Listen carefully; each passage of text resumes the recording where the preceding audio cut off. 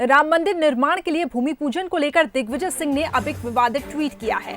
BJP ने हजारों वर्षों की धर्म स्थापित मान्यताओं के साथ खिलवाड़ किया है। दिग्विजय सिंह ने यह बात कही। बीजेपी के सभी नेता कोरोना से संक्रमित हुए। दिग्विजय सिंह ने ट्वीट में सभी नेताओं के नाम गिनाए हैं। दिग्विजय सिंह ने ट्वीट कर लिखा, सनातन हिंदू धर्म की मान्यताओं को नजरअंदाज करने का नतीजा है। राम मंदिर के समस्त पुजारी कोरोना पॉजिटिव हैं। उत्तर प्रदेश की मंत्री कमल रानी वरुण का कोरोना से स्वर्गवास हुआ। उत्तर प्रदेश के बीजेपी अध्यक्ष कोरोना पॉजिटिव अस्पताल में हैं। भारत के गृह मंत्री अमित शाह कोरोना पॉजिटिव अस्पताल में हैं। मध्य प्रदेश के मुख्यमंत्री और बीजेपी प्रदेश अध्यक्ष कोरोना पॉजिटिव अस्पताल में हैं। कर्नाटक के मुख्यमंत्री को कोरोना हुआ है। भगवान राम करोड़ों हिंदुओं की आस्था का केंद्र है।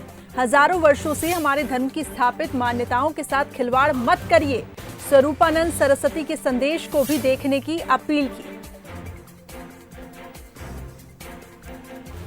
तो दिग्विजय सिंह लगातार पहले तो मूर्ति को लेकर सवाल उठाया उन्होंने, अब इसके बाद एक के बाद एक ट्वीट देखिए, ये जो हम आपको दिखा रहे हैं सामने, उसमें कई बातें उन्होंने कही हैं।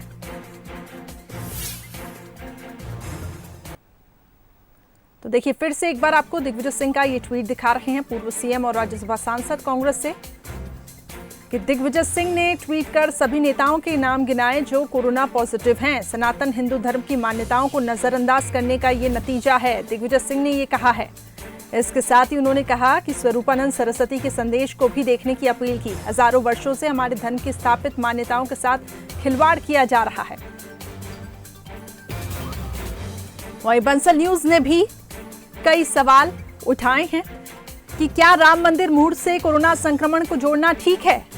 दूसरा सवाल, कोरोना महामारी है, कोई भी व्यक्ति संक्रमित हो सकता है। कल ये हम देख रहे हैं कि वीआईपी से लेकर आम इंसान सभी संक्रमित हो रहे हैं, तो क्या इस मामले में सियासत होनी जरूरी है, एक बड़ा सवाल है। चलिए हम ज्यादा इसी पे चर्चा करेंगे। जेपी धनोपिया जी हमारे साथ अध्यक्ष पिछड़ा वर्ग आयोग से जुड़ चुके हैं, साथ ही उमेश शर्मा जी बीजेपी प्रवक्ता हमारे साथ जुड़ चुके हैं।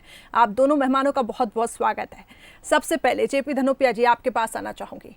जब से शिलान्यास की तारीख घोषित हुई है, कांग्रेस कुछ बदली सी लग रही है। रणनीति में क्या कुछ बदलाव किया गया है कि सर?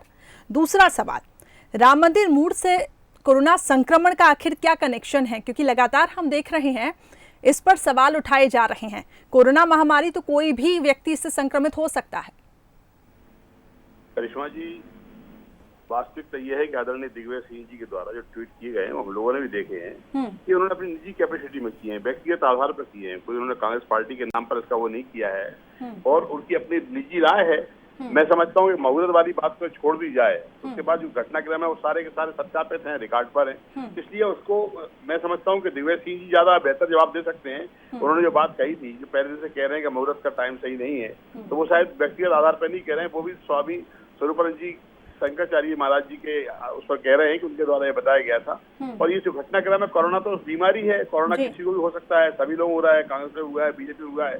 ये बात सही है कि कोई इंसिडेंट है कि भारतीय जनता पार्टी के जुड़े हुए उन लोगों को जो राम मंदिर के साथ में संकल्पित हैं या ज्यादा वो उनके लिए ज्यादा वो हुआ है, तो उन्होंने अपनी बात कही है। लेकिन इसको कांग्रेस पार्टी के साथ में जोड़ना ठीक नहीं है। आदरणीय जी कांग्रेस पार्टी के दिग्विजय सिंह जी बहुत बड़े नेता हैं, राष्ट्रीय नेता हैं, लेकिन उनकी अपनी निजी राय, व्यक्तिगत राय भी बहुत बड़ी बात होती है और मायने रखती है। जी उमेश जी, दिग्विजय सिंह ने जो ट्वीट किया है इसको लेकर यहाँ पे कांग्रेस का ये कहना है कि ये उनकी निजी राय है। तो मैं पहले जेपी धनोपिया जी को धन्यवाद देता हूं कि उन्होंने बहुत ही सावधानी पूर्वक अपने नेता के इस अवेवी के बयान से अपनी पार्टी को संलग्न होने से बचा लिया, इसके लिए उनको धन्यवाद। और दूसरी बात कि राम जी करा रहे हैं, राम जी का काम है। त्रेता युग में तो मुझे लग रहा है कि जो स्वरूपानंद सरस्वती जी का उल्लेख आदरणीय दिग्विजय सिंह जी कर रहे हैं, और जो वशिष्ठ जी थे, राजगुरु थे अयोध्या के दशरथ जी के, और वशिष्ठ जी ने चक्र सुदर्शन अभिजीत मुहूर्त तय करा था कि इस समय भगवान राम का राज्याभिषेक होगा। और हम सब ने रामचरितमानस में पढ़ा है कि जो महाराज वशिष्ठ ने तय करा था, महर्षि वशिष्ठ ने तय करा था, उसी अभिजीत सुदर्शन चक्र मुहूर्त के अंदर प्रभु मर्यादा पुरुषोत्तम रामचंद्र को 14 वर्ष के लिए वनवास जाना पड़ा। एक बात। और दूसरी बात, एक तो दिग्विजय सिंह जी का मंतव्य समझ पाने में हम लोग असमर्थ हैं।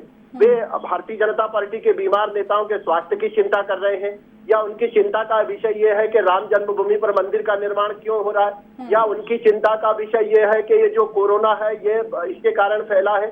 तो कालखंड में हम जाकर देखेंगे तो इस प्रकार की जो स्थितियां निर्मित होती थी, मुझे लग रहा है कि दिग्विजय सिंह जी जो है वो कांग्रेस पार्टी के बड़े वरिष्ठ नेता हैं, पर उनको भारतीय जनता पार्टी के नेताओं के स्वास्थ्य को लेकर मुझे आगे बढ़ना है सर। एक और खबर है, उस पे मैं आपका रिएक्शन लूंगी, लेकिन धनोपिया जी, इस पे मेरा सवाल है कि आप कह रहे हैं कि दिग्विजय सिंह की ये निजी राय है, तो ऐसे में क्यों हो रहा है कि बयान अलग जा रहे हैं? यानी तो कांग्रेस क्या इन बयानों पे स्टैंड नहीं कर रही है क्या? कांग्रेस पार्टी का बयान अपनी जगह पे, राष्ट्रीय नेता हैं दिग्विजय सिंह जी, बहुत बड़े व्यक्ति हैं, 10 साल मुख्यमंत्री रहे हैं, राज्यसभा सांसद है दूसरी बार के। मैं समझता हूं कि उनका अपना बात करने का नजरिया एक वजनदारी का होता है, किसी सत्ता के नजदीक होता है। उन्होंने जो बात कही है वो सारे तथ्यों पर तो है, उसमें कहाँ इसको गलत तरीके से लेना है। जहां तक मोहब्बत वाली बात का सवाल है तो मोहब्बत का तो उनका अपना खुद का कहना है कि स्वामी स्वरूपानंद जी महाराज ने उनको कहा है कि ये सही समय नहीं है, वो साहब को कह रहे हैं, तो उसी घटनाक्रम को बोल रहे हैं कि साहब सही है तो बात है, और बाकी इश्यू से घटनाएं हो रही हैं वो रिकॉर्ड पर है। चलिए, यानी कि आपका कहना है ये उनकी निजी राय है, पार्टी के तरफ से ये नहीं कहा गया है।